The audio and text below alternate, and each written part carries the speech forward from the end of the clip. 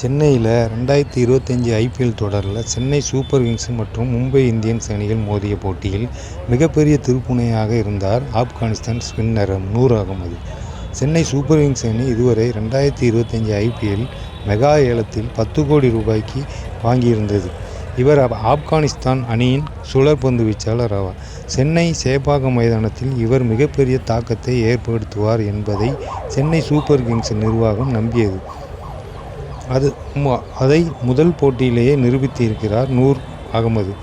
Mumbai Indians அணிக்கு எதிரான போட்டியில் ஒரு கட்டத்தில் சென்னை சூப்பர் கிங்ஸ் அணி விக்கெட் எடுக்க முடியாமல் திணறியது. முதல் 3 விக்கெட்டுகளை இழந்த நிலையில் அந்த அணி பெரிய ஸ்கோரை நோக்கி சென்றது. சூரியகுமார் யாதவ் மற்றும் திலக் வர்மா கூட்டணி அமைத்து 51 ரன்கள் சேர்த்தனர். நூர் அகமது சூரியகுமார் யாதவின் முக்கிய விக்கெட்டை வீழ்த்தி முதல் திருப்புமுனையை அளித்தார். அதன் பின்னர் திலக் வர்மா விக்கெட்டையும் அடுத்து வந்த ராபின் மின்ஸ் விக்கெட்டையும் அடுத்தடுத்து வீழ்த்தினார். இதையடுத்து மும்பை இந்தியன்ஸ் அணி தடுமாறத் தொடங்கியது. கடைசி நேரத்தில் நமன்தீர் 12 பந்துகளில் 17 ரன்கள், தீபக் சாகர் 15 பந்துகளில் 28 ரன்களும் சேர்த்ததால் மும்பை இந்தியன்ஸ் 155 ரன்கள் எடுத்தது. நமன்தீர் விக்கெட்டையும் நூர் முகமது வீழ்த்தினார். ஒருவேளை நூர் முகமது வீழ்த்திய 4 விக்கெட்டுகளை சிஎஸ்கே அணிக்கு உரிய நேரத்தில் கிடைக்காமல் போயிருந்தால் மும்பை இந்தியன்ஸ் இந்த போட்டியில் 170 முதல் 180 ரன்கள் வரை குவித்திருக்கும். அது சிஎஸ்கே அணியின் வெற்றிக்கு பாதிப்பை ஏற்படுத்தியிருக்கும். அந்த வகையில் நூர் அகமதுவின் பந்துவீச்சு இந்த போட்டியில் பெரிய தாக்கத்தை ஏற்படுத்தியது. அவர் 4 ஓவர்களில் 18 ரன்கள் விட்டு கொடுத்து 4 விக்கெட்டுகளை வீழ்த்தினார். 156 ரன்கள் என்ற இலக்கை நோக்கி ஆடிய சிஎஸ்கே அணி 19.1 ஓவரில் வெற்றி இலக்கை எட்டியது. இந்த போட்டியின் முடிவில் நூர் அகமது ஆட்டநாயகன் விருதையும் வென்றார். சென்னை 2025 ஐபிஎல் தொடரில் சென்னை சூப்பர் கிங்ஸ் அணிக்கு எதிராக போட்டியில் மும்பை இந்தியன்ஸ் அணி பந்துவீச்சில் ஆரம்பத்தில் ஆதிக்கம் செலுத்தியது. ஒரு கட்டத்தில் சிஎஸ்கே அணி தோல்வி அடையுமோ என்ற எண்ணமும் ஏற்பட்டது. ஆனால் 18வது ஓவரில் கேப்டன் சூரியகுமார் யாதவ் எடுத்த தவறான முடிவால் மும்பை அணி தோல்வியடைந்தது. மும்பை இந்தியன்ஸ் நிர்ணயித்த 156 ரன்கள் என்ற இலக்கை நோக்கி ஆடிக்கொண்டிருந்த போது சிஎஸ்கே அணியிடையே வரிசையாக விக்கெட்டுகளை இழந்தது. முதல் விக்கெட்டாக ராகுல் திரிபாதி 2 ரன்களில் ஆட்டம் இழந்த பிறகு ரச்சின் ரவீந்திரா மற்றும் ருதுராஜ் கெய்க்வாட் அதிரடியாக ஆடினார்.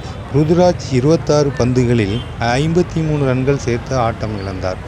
அடுத்து மும்பை இந்தியன்ஸ் அணியின் இளம் ஸ்பின்னர் விக்னேஷ் புத்தூர் தனது அபாரமான பந்துவீச்சில் அவரை ஆட்டம் இழக்கச் செய்தார். தொடர்ந்து விக்னேஷ் புத்தூர், சிவம் தூபே மற்றும் தீபக் ஹூடா ஆகியோரது விக்கெட்டுகளையும் அடுத்தடுத்து வீழ்த்தி மும்பை இந்தியன்ஸ் அணிக்கு மிகப்பெரிய திருப்புமுனையை ஏற்படுத்தி கொடுத்தார்.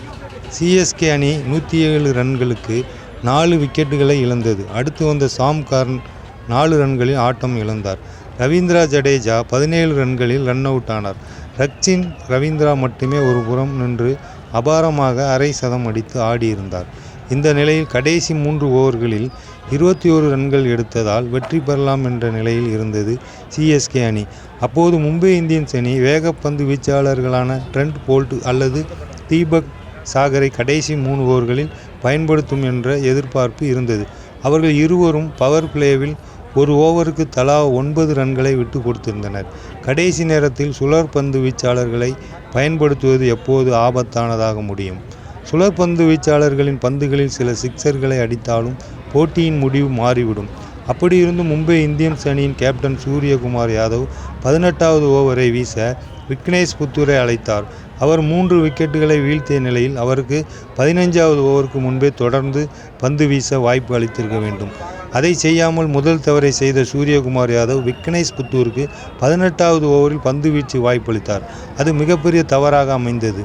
அந்த ஓவரை சந்தித்த ரச்சின் ரவீந்திரா 2 சிக்சர்களை விளாசினார். அந்த ஓவரில் மட்டும் சிஎஸ்கே அணி 15 ரன்கள் எடுத்தது.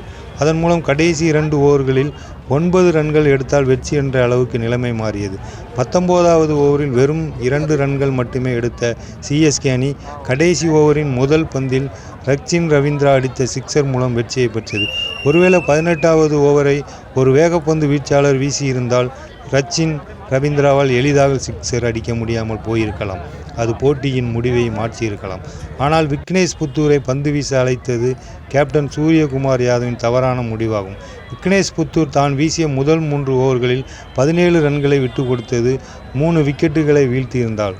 ஆனால் 4வது ஓவரில் 15 ரன்கள் வாரி இறைத்ததால் அவர் போட்டியின் முடிவில் 4 ஓவர்களில் 32 ரன்கள் விட்டு கொடுத்து 3 விக்கெட்டுகளை வீழ்த்தியிருந்தார்.